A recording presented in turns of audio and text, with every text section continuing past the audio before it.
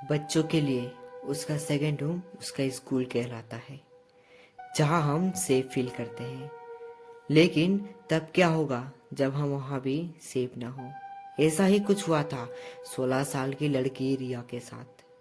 रिया ने एक dance competition में भाग लिया था और अपनी परफॉर्मेंस की प्रैक्टिस के लिए वो स्कूल खत्म होने के बाद स्टे बैक करने वाली थी। उसके साथ उसके और दो दोस्त भी थे, रोहित और राहुल। उसके साथ ही स्टे बैक कर रहे थे। डांस प्रैक्टिस करते वक्त रिया के दोस्त रोहित का बैलेंस बिगड़ गया और वो नीचे गिर गया। उसका पैर ट्विस्ट हो गया था और वो बुरी तरह से दर्द से चिल्ला रहा था। स्कूल के सब टीचर घर जा चुके थे और हेल्प करने के लिए उसके पास कोई नहीं था। तभी रिया भागकर मेडिकल रूम की तरफ गई, लेकिन वहां तब तक ताला लग चुका था। तभी रिया को लगा जैसे उसके पीछे से कोई ऊपर गया है। वो जैसे ही पीछे मुड़ी तो उसे एक परछाई ऊपर जाते हुए दिखी।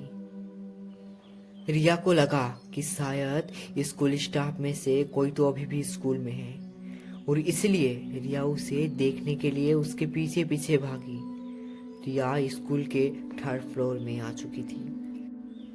उस फ्लोर पर स्कूल के स्टाफ के अलावा किसी का भी जाना मना था। वह वहां सीढ़ियों से ही आवाज लगाने लगी, पर उसे कोई जवाब नहीं मिला। इसीलिए वो थोड़ी आगे बढ़ी। तभी उसने देखा कि उस फ्लोर पर सिर्फ एक ही रूम था और उस पे भी ताला लगा हुआ था। रिया को जब कोई नहीं दिखा तो वो भी मन की बहम समझकर वापस जाने लगी। लेकिन तभी उसे एक अजीब सी आवाज सुनाई दी। जब रिया ने पलट कर देखा तो उस दरवाजे पर जो ताला लगा हुआ था वो टूटकर नीचे गिरा हुआ था। रिया एकदम से चौंक उठी और उस रूम की अंदर गई। तभी उसे एक आदमी दिखा जो खिड़की की तरफ मुंह करके खड़ा था। रिया ने उसे कहा कि वो अगर उसके साथ चलकर रोहित की मदद करेगा, लेकिन उस आदमी ने रिया का बात का कोई जवाब नहीं दिया। रिया को सब कुछ अब बहुत अजीब लग रहा था। उसने एक बार फिर से आदमी को पुकारा, लेकिन अचानक उस कमरे की दरवाजा अपने आप बंद होने लगा। रिया ये देखकर बहुत डर गई। वो दरवाजे के तरफ गई और दरवाजा खोलने की कोशिश करने लगी, लेकिन वो दरवाजा नहीं खुला। तभी रिया को उस आदमी की हंसने की आवाज आने लगी। वो बहुत डरावने तरीके से हंसे जा रहा था और धीरे धीरे उसके हंसने की आवाज तेज होती जा रही थी। रिया में पलटकर देखने की हिम्मत ही नहीं हो रही थी और वो डर के मारे जोरों से दरवाजे को पीटने लगी। तभी रिया को उसके गर्दन पर हल्की सी हवा की एहसास हुआ। उसने जैसे ही पलटकर देखा तो उसका दिल दहल उठा। वो जो आदमी कुछ देर पहले खिड़की के तरफ देख रहा था, वो अब ठीक उसके सामने खड़ा था।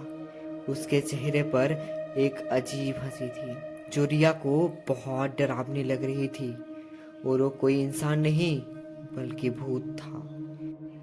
वो रिया को ऐसे घूरे जा रहा था जैसे कि वो आज उसे जिंदा नहीं छोड़ेगा।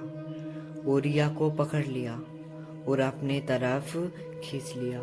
रिया डर के मारे रोने लगी और वो जोरों से चिल्लाई। वो भूत ने रिया के मुंह पर हाथ रखा और रिया के साथ बदसलूकी करने लगा।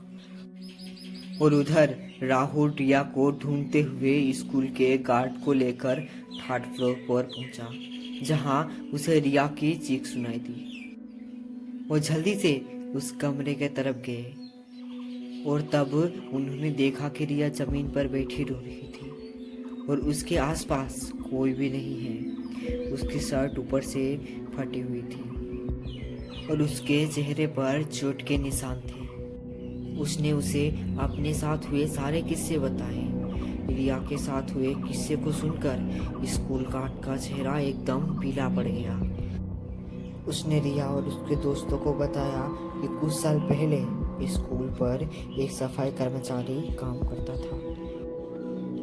वो थोड़ा पागल सा था और वो लड़कियों को बहुत गंदे नज़र से देखकर हंसता था। और एक बार उसने एक लड़की के साथ बदसलूकी भी की थी। उस लड़की ने जब उसकी कंप्लेन की तो स्कूल के प्रिंसिपल ने उसे हमेशा हमेशा के लिए नौकरी से निकाल दिया। उसके एक हफ्ते के अंदर वो पागल आदमी ने 3rd फ्लोर से कूदकर अपनी जान दे दी। उसकी मौत का काफी दिनों तक किसी को पता नहीं चला था। उस आदमी की बॉडी बहुत ही डरावनी तरीके से पाई गई थी और तब से उस आदमी की आत्मा उस कमरे में भटक रहा है। इसलिए स्कूल की 3rd फ्लोर पर किसी का भी जाना मना है। इस घटना के बाद रिया इतनी डरी डरी रहने लगी कि कुछ दिन तक वो स्कूल ही नहीं गई, बल्कि कुछ महीनों में उसने एक नए स्कूल में एडमिशन भी ले लिया। लेकिन वो अभी भी उस डरावने आदमी की डरावनी हंसी नहीं भूल पाएगी।